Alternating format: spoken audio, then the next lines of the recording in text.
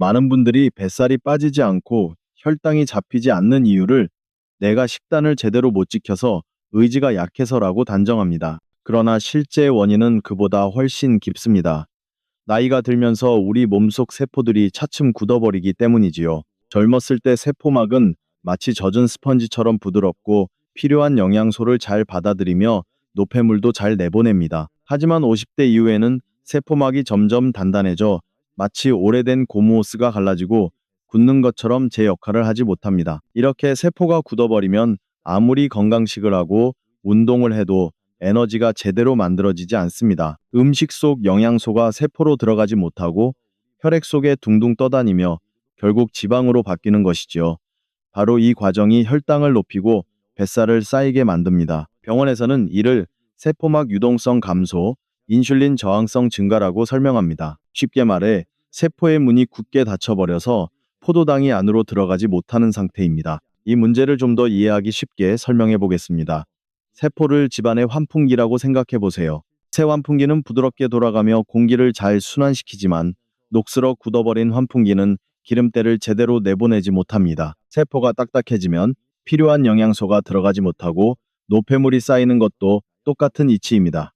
결국 집안 공기가 탁해지듯 우리 몸의 세포 환경이 혼탁해지는 겁니다. 이런 변화 뒤에는 전해질 불균형이라는 중요한 요인이 숨어 있습니다. 나이가 들수록 땀, 소변, 대사를 통해 나트륨, 칼륨, 마그네슘 같은 미네랄이 서서히 빠져나가는데 몸은 이를 충분히 보충하지 못합니다. 수도꼭지가 조금씩 새듯 매일 조금씩 손실되는 미네랄이 쌓여 결국 세포 기능 저하로 이어집니다. 그래서 어떤 분들은 운동을 하고 물을 많이 마셔도 갈증이 풀리지 않거나 아침에 입맛이 전혀 없는 경험을 하곤 합니다.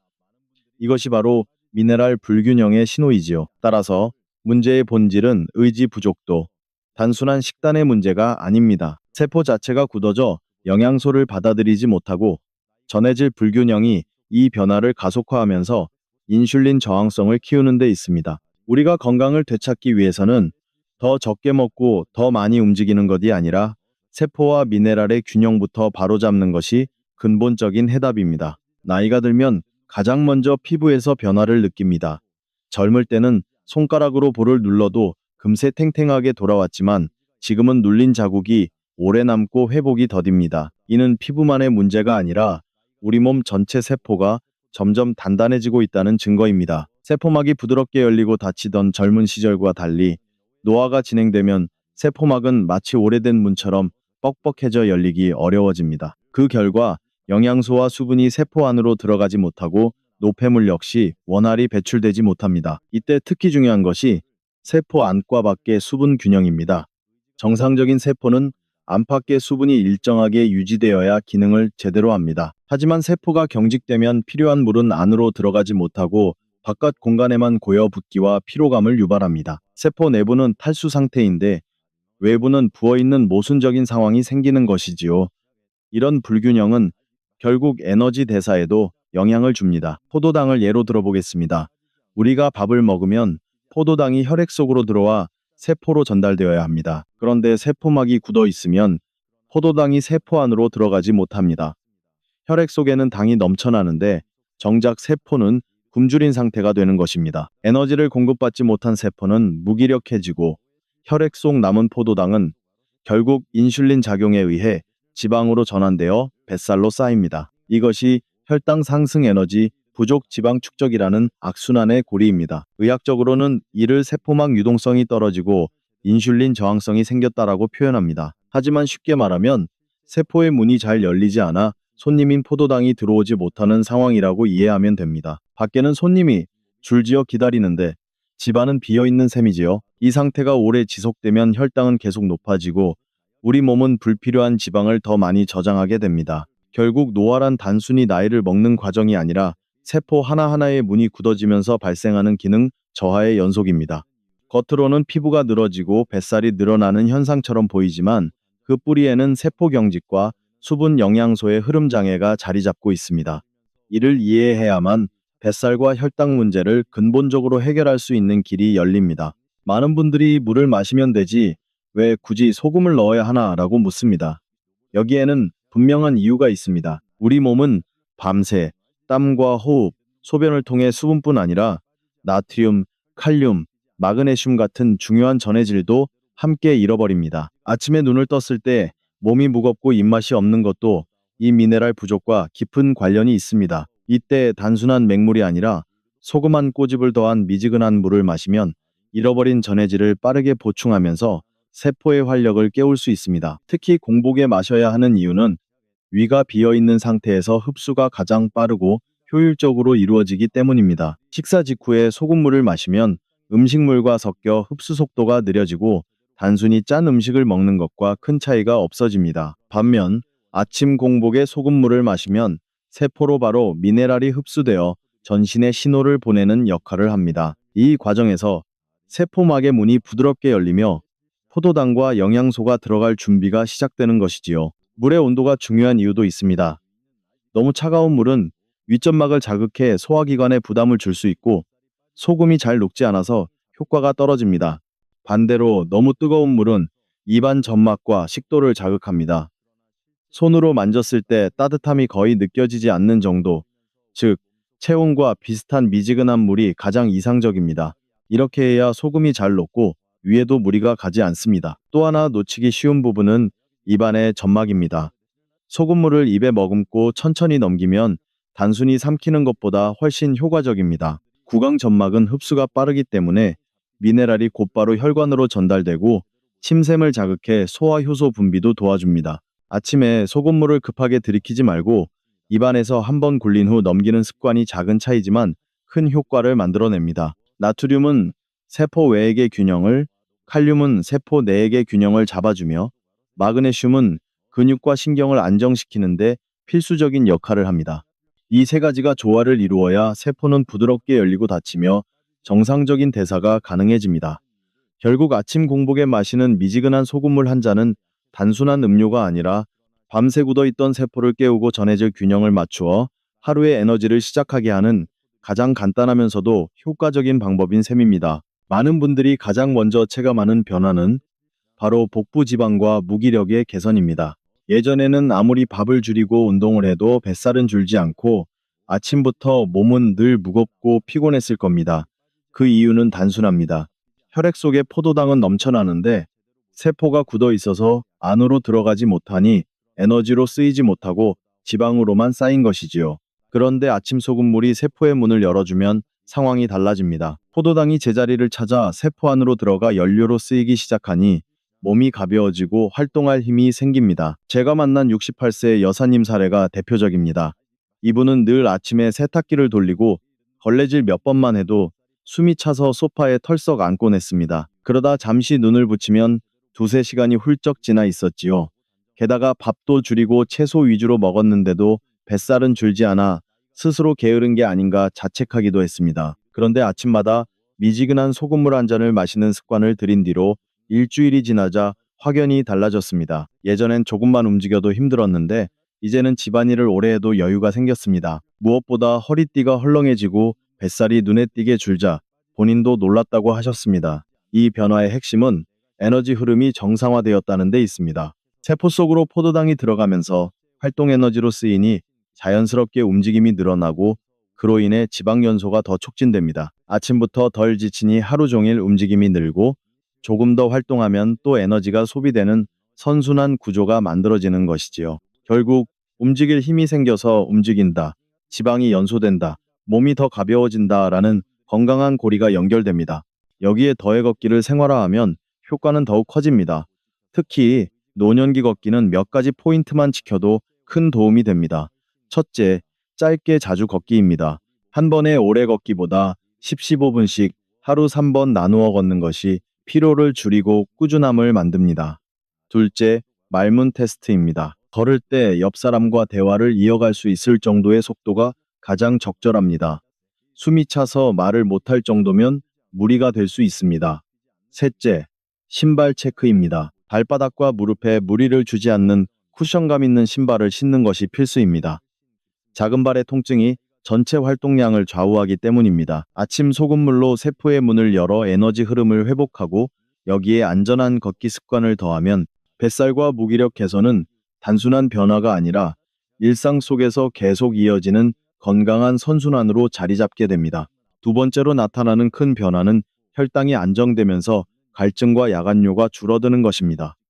혈당이 높다는 것은 단순히 숫자가 올라갔다는 의미가 아닙니다. 피 속에 당이 과도하게 떠다니며 끈적해진 상태, 마치 설탕 시럽처럼 진득해져서 혈관을 타고 흐르는 상황을 뜻합니다. 이렇게 되면 혈관벽이 쉽게 손상되고 혈류 속도가 느려져 손발이 저리거나 시야가 흐려지기도 하지요. 몸은 이를 버티지 못하고 결국 소변을 통해 당을 내보내려 하기 때문에 물을 자주 찾게 되고 밤에도 여러 번 화장실에 가게 됩니다. 이것이 당뇨 환자에게 흔히 나타나는 갈증과 야간뇨의 원인입니다. 아침 소금물은 이 고리를 끊어주는데 도움을 줍니다.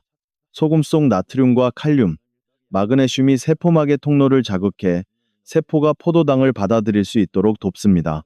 문이 굳게 닫혀있던 세포에 다시 열쇠를 돌려주는 것과 같지요. 이렇게 되면 혈액 속에 떠돌던 포도당이 세포 안으로 들어가 에너지로 사용되고 결과적으로 혈당이 안정됩니다. 당이 소변으로 빠져나가 버리는 낭비가 줄고 잦은 갈증과 야간뇨도 완화되는 것입니다. 가상의 사례로 연속 혈당 측정기를 착용한 65세 남성을 예로 들어보겠습니다. 소금물을 시작하기 전에는 아침 공복 혈당이 160mg/dl 이상이었고 아침 식후에는 200mg/dl 가까이 치솟았습니다. 그러나 아침 공복에 소금물을 마신 후 2주가 지나자 공복 혈당은 130mg/dl 안팎으로 내려갔고 식후에도 170mg/dl 선에서 안정되었습니다. 물론 개인차는 있지만 세포가 다시 당을 받아들이기 시작하면 이런 변화를 체감할 수 있습니다. 여기에 아침 식사의 구성이 더해지면 효과가 배가 됩니다.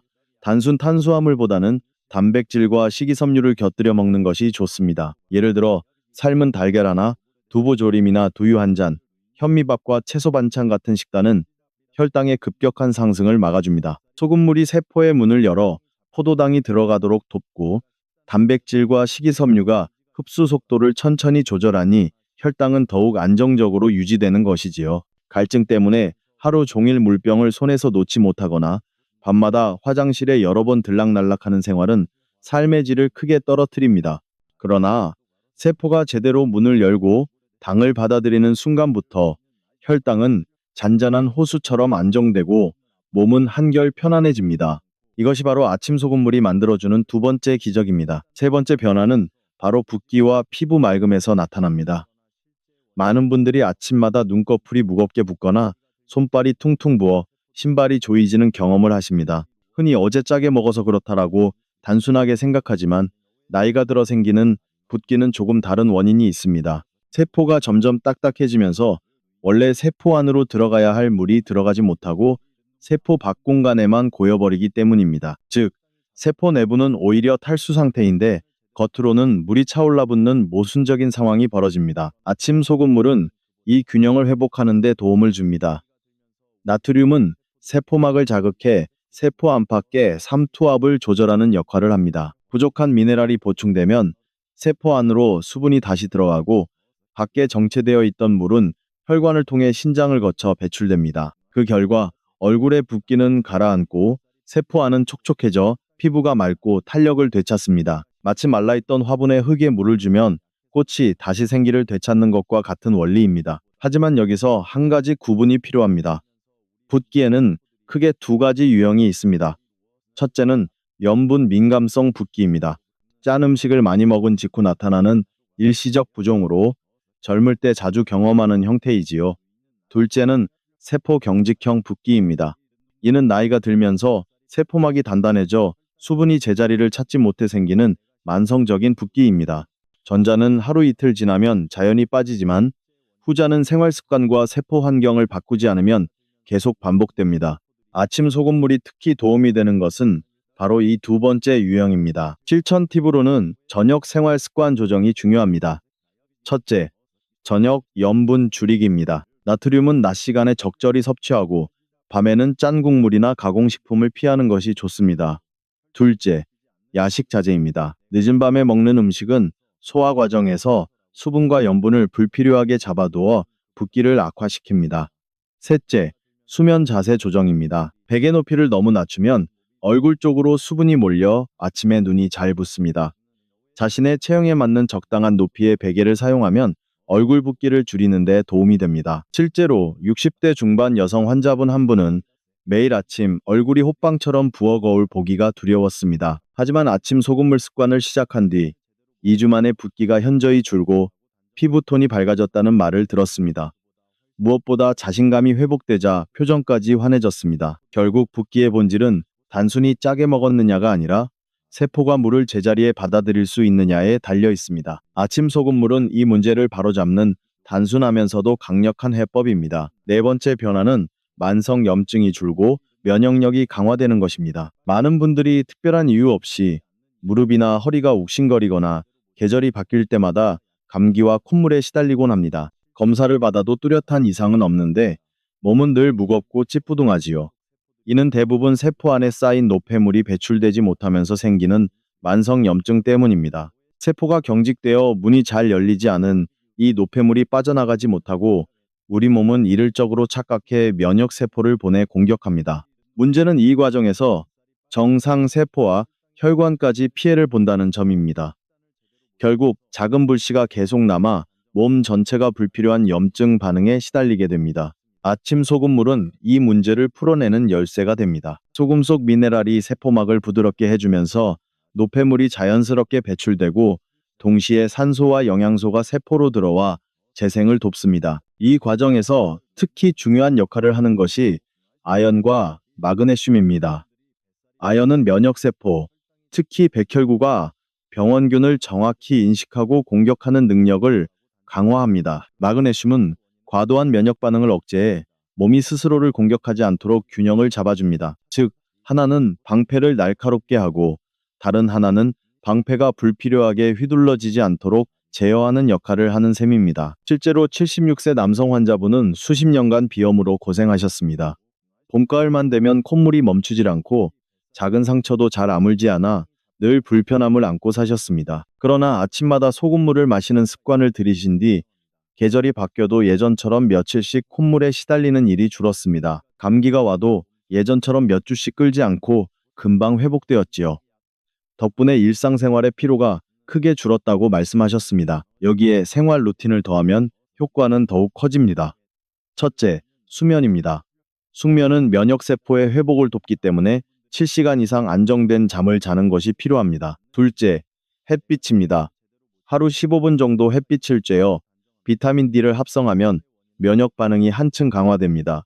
셋째, 수분 섭취입니다. 하루 1.5리터의 물을 나누어 마시면 체내 노폐물 배출이 원활해집니다. 소금물은 이 기본 루틴과 맞물려 세포의 배출 기능을 깨워주고 면역세포가 제 역할을 하도록 돕는 촉매제 역할을 합니다. 즉, 아침 소금물은 단순한 음료가 아니라 몸속 작은 불씨를 끄고 면역을 새롭게 조율하는 자연스러운 약재와도 같습니다. 세포가 맑아지면 몸은 더 이상 스스로를 공격하지 않고 진짜 적을 상대할 여유를 되찾게 됩니다. 다섯 번째 변화는 장운동이 활발해지고 변비가 개선되는 것입니다. 나이가 들면 장벽의 근육이 약해져 변을 밀어내는 힘이 떨어지고 동시에 수분 흡수 능력도 둔화되어 변이 딱딱해집니다. 그래서 하루 이틀이 아니라 사흘에 한 번, 심지어는 일주일에 한 번씩만 힘겹게 화장실을 가는 분들도 많습니다.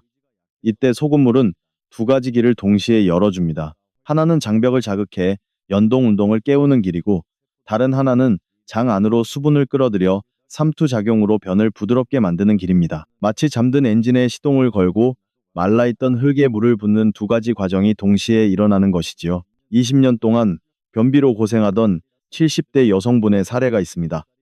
수많은 변비약을 써봤지만 효과는 일시적이었고 장이 약해져 내성이 생겨 오히려 더 힘들어졌습니다.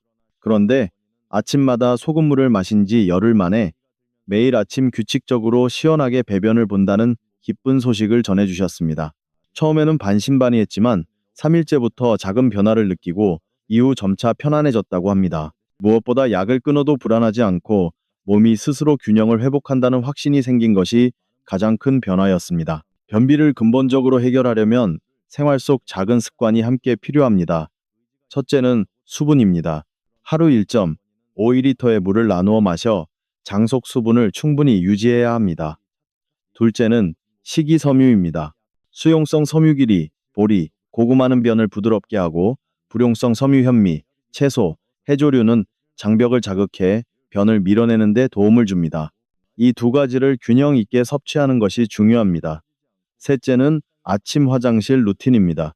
기상 후 소금물 한 잔을 마신 뒤 가볍게 스트레칭을 하고 일정한 시간에 화장실에 앉는 습관이 장이 리듬을 만들어줍니다. 넷째는 복식 호흡입니다. 배를 천천히 부풀리고 당기는 호흡은 장을 직접 자극해 연동 운동을 촉진합니다. 즉, 소금물은 장의 시동을 켜고 생활 습관은 그 엔진을 매일 부드럽게 돌려주는 역할을 합니다. 두 가지가 합쳐지면 오랫동안 고질병처럼 붙어 있던 변비도 조금씩 풀리며 몸은 훨씬 가벼워지고 활력을 되찾게 됩니다. 이제 많은 분들이 궁금해하시는 부분, 바로 어떤 소금을 선택해야 하는가입니다. 마트에 가면 정제염, 천일염, 죽염, 핑크솔트, 용소금까지 다양한 종류가 눈에 띕니다.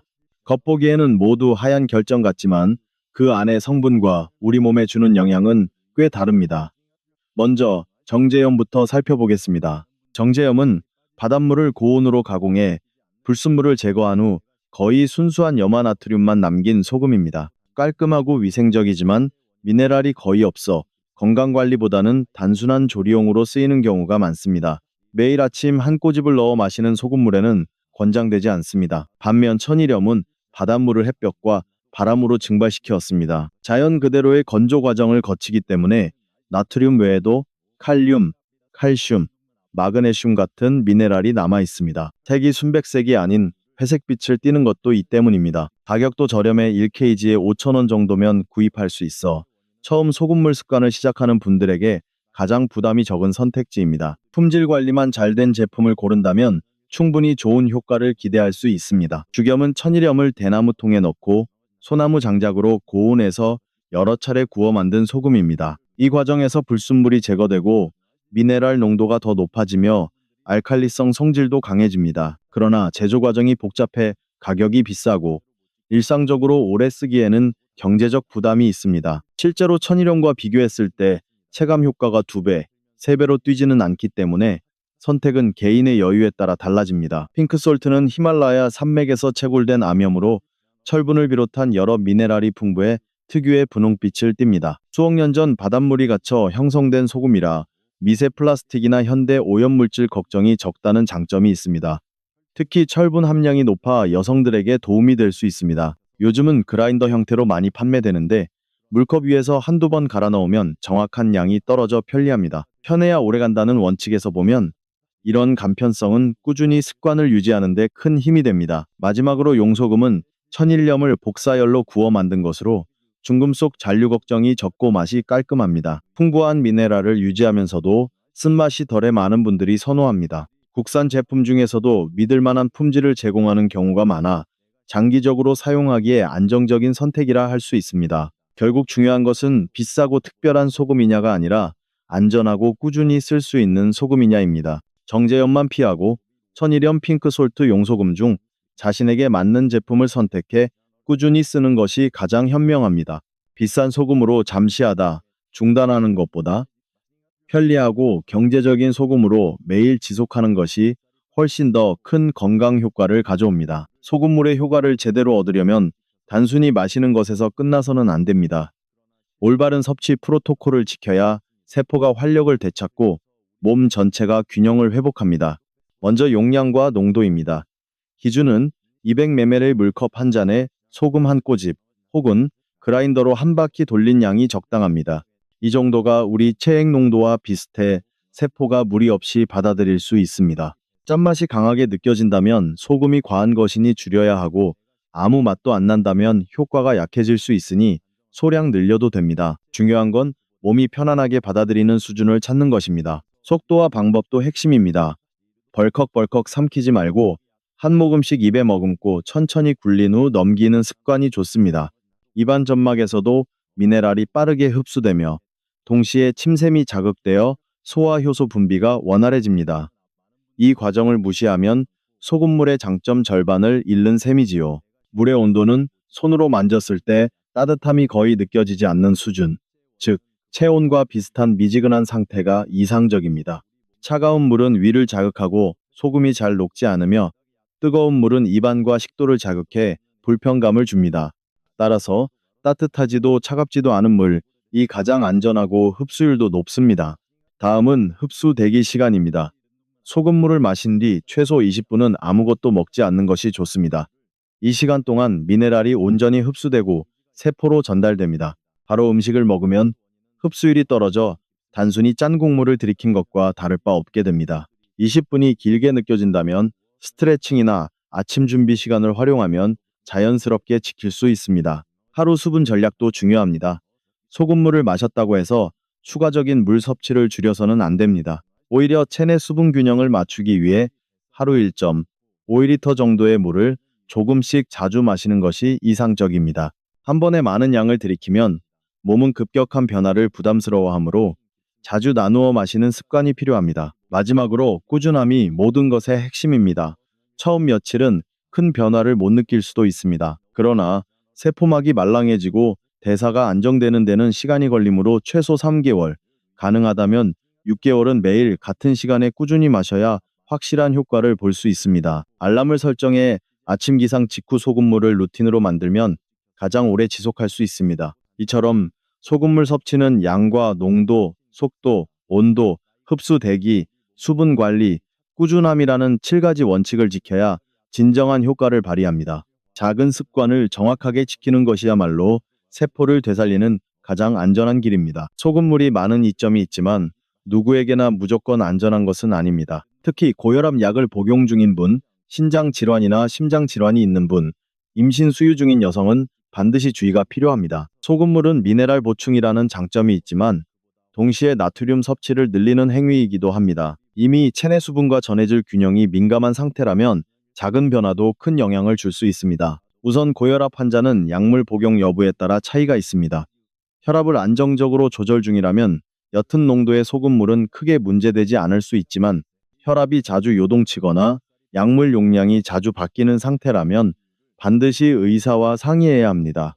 신장 질환자는 특히 조심해야 합니다. 신장은 나트륨을 걸러내는 주요 기관인데 기능이 떨어진 상태에서 추가 나트륨을 섭취하면 부종과 혈압 상승이 심해질 수 있습니다. 심장 질환자 역시 체액량 변화에 민감하기 때문에 나트륨 섭취가 곧바로 호흡곤란이나 부정맥으로 이어질 위험이 있습니다. 임신 수유 중인 여성도 피하는 것이 좋습니다. 임신 중에는 호르몬 변화로 원래도 부종이 잘 생기는데 여기에 나트륨이 더해지면 몸이 과도하게 붓고 태아 순환에도 영향을 줄 수 있습니다. 수유기 역시 아기의 체액 균형에 간접적으로 영향을 줄 수 있기 때문에 권장되지 않습니다. 그렇다면 스스로 어떻게 민감도를 확인할 수 있을까요?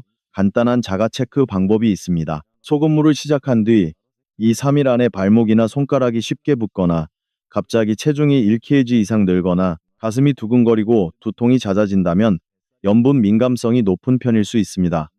이런 신호가 있다면 즉시 중단하고 의사에게 상담을 받는 것이 안전합니다. 민감하지만 꼭 시도해보고 싶은 분이라면 아주 옅은 농도부터 시작하는 것이 좋습니다. 예를 들어 소금 한 꼬집이 아니라 몇 알갱이 수준으로 타서 일주일 정도 몸의 반응을 살펴보고 큰 이상이 없을 때 점진적으로 양을 늘려가는 방식입니다. 그래도 불안하다면 전문의 상담 후 미네랄 워터나 무가당 이온 음료 등 대체 전략을 고려하는 것도 방법입니다. 또 한 가지 중요한 점은 약물 복용과의 간격입니다.